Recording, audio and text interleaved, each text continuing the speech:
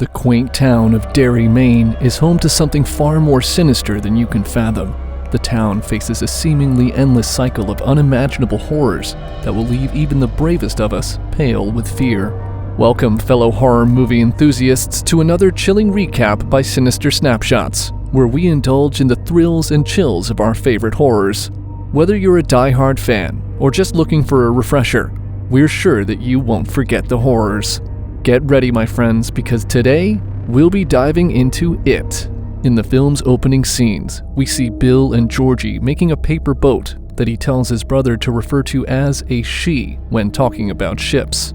The scene then cuts to young Georgie placing his paper boat, the SS Georgie, on a rain stream that's running down his street. Georgie follows behind as he runs after the boat to see where it ends up. The boat drifts into a sewer grate, and Georgie chases after it. Pennywise introduces himself to Georgie and lures him in with an eerie, childlike voice and an unsettling grin. After a short conversation, Georgie is gruesomely abducted. The story shifts to the summer of 1989, where we meet the Losers Club, a group of outcast kids. Leading the club is Bill Denbrough, Georgie's older brother. Alongside him, we meet kind-hearted Ben Hanscom, Beverly Marsh, the brave girl with a troubled home life, Richie Tozier, the witty comedian, hypochondriac Eddie Kasprak, the resourceful Mike Hanlon, and Stan Uris, the cautious skeptic. The children all begin to experience their own personal nightmares as Pennywise feeds on their fears. The first of the nightmares occurs in an alleyway that Mike went down to hide from Bowers, the school bully, and his friends. Mike notices what appears to be a fire behind the delivery door of a meat shop where people are screaming for help and trying desperately to escape. The door crashes open, and behind it, there's a silhouette of Pennywise that locks eyes with Mike. Suddenly, Bowers' friend's car is barreling down the alleyway after Mike and snaps him out of the nightmare. Shortly after this, the film cuts to Stanley practicing for his bar mitzvah, and he locks eyes with a mysterious painting of a woman with a flute. The lights begin to flicker, and the painting falls off the wall. Stanley replaces the painting on the wall, but the woman is missing. Ominous flute music begins to play as Stanley grows increasingly unnerved. He turns around to see this demonic figure staring and smiling at him with her razor-sharp teeth. Ben's nightmare begins with him in the library, looking through a book that has the history of Derry within it, filled with different headlines and news stories from the past. He turns around and sees a red balloon floating between the tables and begins to follow it. The balloon leads him to a stairwell that has a painted, smoking Easter egg standing upright, waiting for him. He picks it up and turns to see a figure walking towards him that turns out to be a headless person who begins to chase after him. The headless figure then morphs into Pennywise, just as Ben bumps into the librarian. As Ben leaves the library, he's confronted by Bowers. He tries to run, but is caught by Patrick, another bully. Ben is dragged to a covered bridge where Patrick, Bowers, and his goons assault him. Bowers takes it so far that he starts to carve his name in Ben's stomach. Ben is able to fight them off and runs away. As the group chases after Ben, Bowers loses his knife during the chase. Meanwhile, the group of boys venture down to the sewer entrance, where they find a shoe that belonged to Betty Rimpson, a girl in their town who went missing a few weeks prior. While they're debating if they should look for her, Ben washes up after being chased by Bowers' gang. Patrick is still chasing after Ben and follows him into the sewers, where he's confronted by a couple of horrifying zombie-looking people. As he runs away, he's followed by Pennywise's red balloon and is then cornered and attacked by Pennywise. Later on, the losers end up at Ben's house, and Ben talks about the history of evil he's uncovered within Derry. After, Eddie is walking home and passes an old, eerie, dilapidated house, where he hears a demonic voice calling out to him from inside. In a panic, he drops a pillbox out of his pack, and when he's picking it up, an old, bloody hand enters the scene and picks it up for him. He gets chased into the yard of the house, where he has his first encounter with Pennywise. Shortly after, Beverly is in her bathroom and begins to hear a voice coming from her sink drain asking her for help. She runs a tape measure seemingly endlessly down the drain before she runs out of tape. As she reels it back up, she sees that the front of it is covered in a disgusting combination of blood and hair. She gets grabbed around the wrist by hair from inside the drain as it wraps around her body, and blood shoots like a geyser from the drain, covering both her and everything inside the bathroom. Her father enters to investigate her screams, but doesn't see the blood all around the bathroom. and only comments on Beverly's hair, which she had cut earlier due to a previous traumatic event with her predator father stroking her long hair. Later that night, Bill is woken by a drip from his ceiling, and when he goes to get a bucket, he sees a light turn on from within Georgie's room. He enters the room and sees footsteps that left a mark on the floor of his house and begins to follow them. The footsteps are made by someone who seems to be Georgie, and Bill follows them down to the cellar.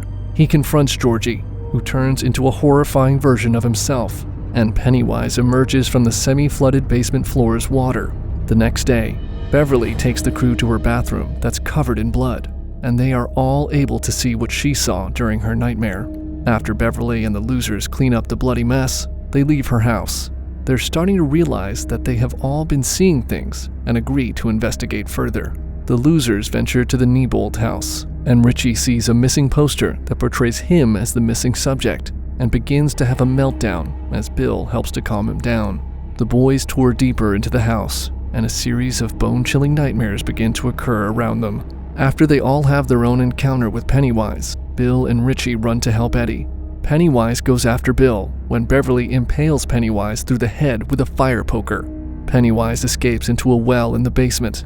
As they all leave the house, Eddie's mom appears and forbids the losers from talking to Eddie anymore.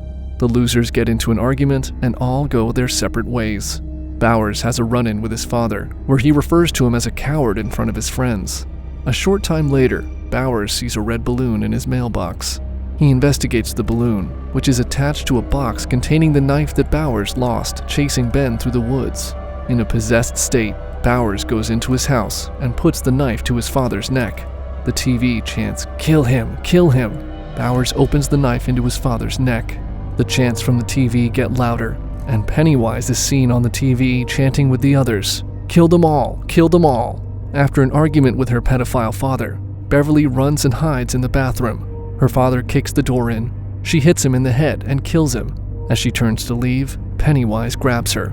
Bill arrives to meet up with Beverly and finds her dead father in the bathroom and writing in blood on the wall. Pennywise has taken Beverly. This convinces the boys to group back together and venture down the well in the basement of the Neibold house. Beverly awakens in Pennywise's lure. She tells Pennywise that she's not afraid of him. He tells her that she will be and puts her in a trance. As the boys make their way down to the sewer floor, Bowers shows up and pushes Mike over, then pulls the rope up so the rest of the losers can't get back up. Bowers tells Mike he warned him to stay away, then puts Mike's bolt gun to Mike's head. Mike hits Bowers with a rock, then pushes him down the well. As they search the tunnels, the losers again face a series of horrors like the flute woman, who bites Stanley's face as he lays on the floor paralyzed with fear. Bill once more thinks that he sees Georgie and chases after him. The boys follow after Bill as they all make it to the depths of the well. They look around and see dozens of floating bodies above them, which are all of the missing children from years past. Beverly is floating in the air, seemingly unconscious. They try to shake her awake to no avail, until Ben kisses her and snaps her out of the trance. Bill approaches Georgie and begins to have a conversation with him. Bill at first thinks that he's speaking to his little brother, but realizes that this is another disguise put on by Pennywise, when Georgie refers to his boat as an it, rather than as a she. Bill shoots the fake Georgie with a bolt gun, and Pennywise emerges. Another fierce and grueling showdown that consists of Pennywise taking on a form that showcases each of the biggest fears of the group. The battle culminates with Bill cocking back to hit Pennywise over the head with a pipe, which scares him and sends the clown falling deeper down the well, disintegrating into nothing. Bill then finds Georgie's yellow jacket and breaks down into tears as his friends console him. A month later, Beverly tells the losers that, in her trance, she had a vision of all the kids at their parents' ages back in the cistern.